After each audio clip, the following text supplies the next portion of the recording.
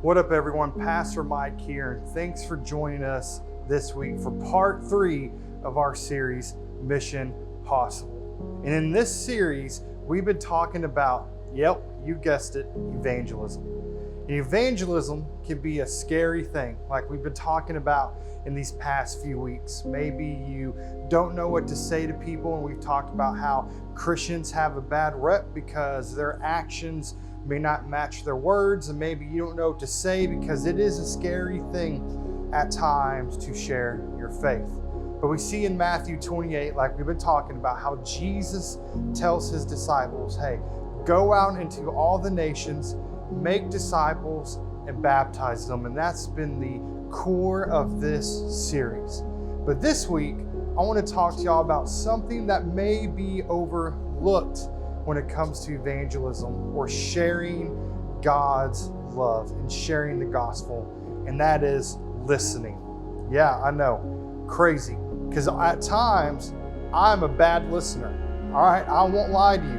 There'll be moments when someone's talking to me and I'll kind of be like, oh, I look down at my phone because something distracted me. I got a notification.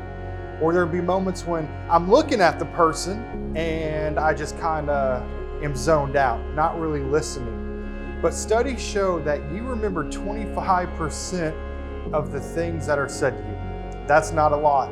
And there's times where I probably don't even remember that. But how does listening play a factor into evangelism? And this is what we see. We see this in James chapter 1, where it says, be slow to speak, quick to listen. Slow to speak and quick to listen.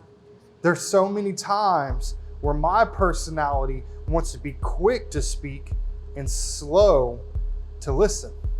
All right, but scripture says be slow to speak and quick to listen. That could be kind of a tongue-tied thing, but I think what is being said is the importance if we as Christians listen to those who are hurting, listen to those who are broken.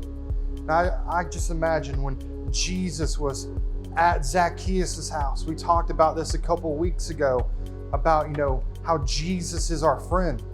I don't think there were many convicting words that came out. I think love and grace and mercy and forgiveness is what Jesus showed, because those are the characteristics of Jesus.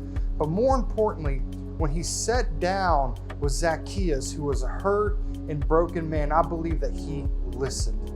He listened to his heart. He listened to the things that made him happy. He listened to the things that made him sad, and he talked about them with him and showed love. See, this world doesn't need more Christians who think they know it all. All right, I'm just being honest. This world needs more Christians who say, I will humbly listen to you, because when I choose to listen to what you have to say, I am putting what you have to say over what I think I need to say to you. This world needs Christians who are going to say, hey, let me listen to you. We don't need to spout off and have all the answers, because the reality is that we will not have all the answers, and that's okay. Someone may experience loss. Someone may experience heartbreak. Someone may experience something that you may have gone through in your life, and all they need is someone to listen to. Here's the reality. Like I just said moments ago, you are not going to always have the words to say to someone. But I think in times where people are broken and they need someone to speak to, they're just looking for someone to listen to them. They're looking for someone that's going to say, hey, I want to put your needs and what you have to say above what I think I need to say to you in this moment. And also when we listen, we're letting us have the opportunity, we're letting ourselves have the opportunity to listen for God. God speaks in a small, still voice in our hearts at times. Yes, we have that burning bush moment. God is able to do that. I'm not taking that away from God. But the reality is that most of the times it's a small, still, faint voice. Jesus knocks patiently at the door of our heart, and sometimes we miss the knock and we miss the voice in our heart and in our spirit because we're too busy crowding it with the words that we think we have to say. But I want to challenge you this week, wherever you're watching, whoever's watching, to listen to people. Listen to people who are looking for someone to listen to them. I promise you'll find them. If you made a status or a post on Facebook and you said, hey, I want to listen to what you have to say today, you'll probably get flooded with some messages. That, or people are going to think you're kind of crazy, because not many people say that. Too many people in this world want to be heard, but I challenge you this week to sit back, to listen for God's voice, and to listen to people who are broken and need someone to talk to. I love you guys.